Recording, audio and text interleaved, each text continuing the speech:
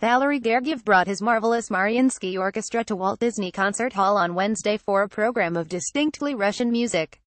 The powerhouse Russian pianist Denis Matsuev was the soloist. It was a long, riveting, ravishing evening. Should we be worried? Possibly. Nearly a quarter-century ago, I wrote a commentary for Opera News warning that Gergiev, having turned 40, had to slow down. The extraordinary Russian conductor had become addicted to non-stop touring. He ran the Mariinsky Opera and Ballet in St. Petersburg. He was about to add music director of the Rotterdam Philharmonic. He was guest conductor of orchestras and opera companies all over the place. He recorded constantly. He had a habit of starting festivals everywhere he went. And then he sped up. Since then, the Mariinsky has grown into a huge complex, for which Gergiev has built a second opera house and concert hall. He just added a concert hall in his home in St. Petersburg. He's got more festivals than ever in and out of Russia, including the White Nights in St. Petersburg, where he is likely to be conducting more operas and concerts, day and night. He's taken over, and cleaned up, the famed international Tchaikovsky competition. He's now added music director of the Munich Philharmonic to his CV. He's conducted concerts on 3 continents the same day. I'm sure to be forgetting something, and probably a lot. In an interview with Russian news agency TASS in September, Matsuev, who is 2 decades Gergiev's junior and an unstinting musician in his own right, said he gave an unbelievable 264 recitals last year. He then noted that even he couldn't keep up with Gergiev, whom he called a mentor. Is this a Russian secret weapon again? Possibly. Both Gergiev and Matsuev have close ties to Russian President Vladimir Putin. In the conductor's case, those ties goes back to his early years at the Mariinsky. He became its music director in 1998, when it was known by its Soviet name, the Kiev, when Putin was vice mayor of St. Petersburg and champion of the Opera and Ballet Company.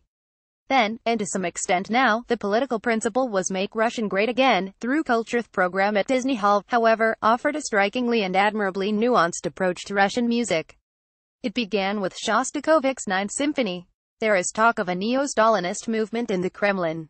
But Gergiev's vital performance of a 1945 symphony, one that Shostakovich may have meant as and that Stalin certainly took as a puerile put-down of the dictator, told another story.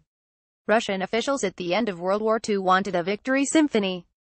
Instead, Shostakovich offered 5 short, playful and sometimes sarcastic lightweight movements. Gergiev gave them weight. He gives everything weight, building an orchestral sound from the bass instruments up. He evoked empty heroism and then cut it down to size by making the sneers threatening, the uprising of the people. Prokofiev's youthful piano concerto No. 2 was a place for more biting heroism. Matsuev produced the tone of a powerful gong, and the beautiful opening tune rang like a great summons. It was a summons for a spectacular bruising, as he later dominated the piano with astonishing force. For his encore Pliatov's The Music Box, Matsuev released yet another Russian secret weapon, the ability to electrify upper registers of the piano with mere finger power. Scriabin's massive Third Symphony, the Divine Poem, after intermission provided a particularly useful opportunity to see just how far Gergiev has come in his unflagging musical quest. One of his first recordings, made as an unknown in 1989, was a live performance of this megalomaniacal, occultish, perversely Wagnerian early 20th century symphony that lasts just short of 50 minutes and is a vision of the apocalypse by way of voluptuous sexuality. That early recording shows a young man flexing his considerable musical muscle, but also too constrained to let go.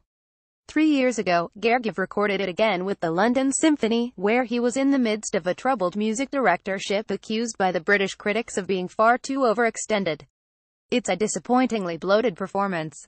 But at Disney, with his Mariinsky, which boasts a majority of stylish young players who idolize Gergiev, Scriabin's symphony proved stirring.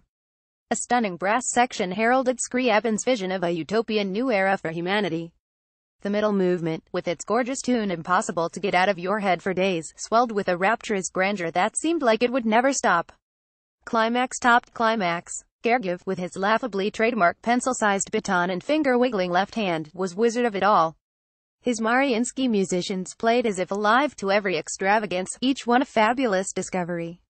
Sleep scientists who fail to search for the source of Gergiev's eternal fountain of freshness are simply barking up the wrong tree. Caption mark.sweat@lawtimes.com Russia Classical Music Europe Opera Vladimir Putin Walt Disney Concert Hall